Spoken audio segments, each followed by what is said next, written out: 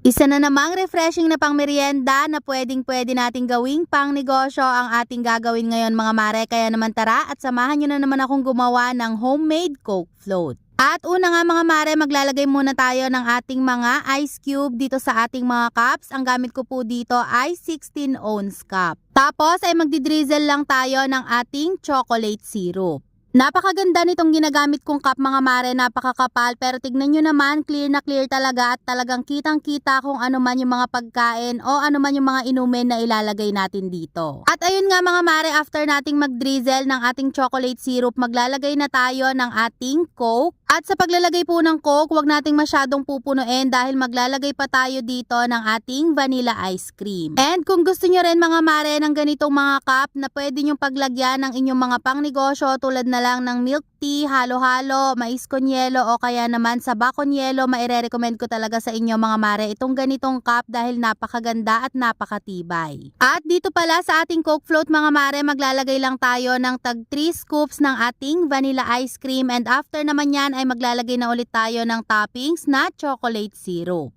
At ganun lang kadali mga mare at meron ka ng masarap na pangmeryenda na talaga namang napaka-refreshing ang ating homemade Coke float.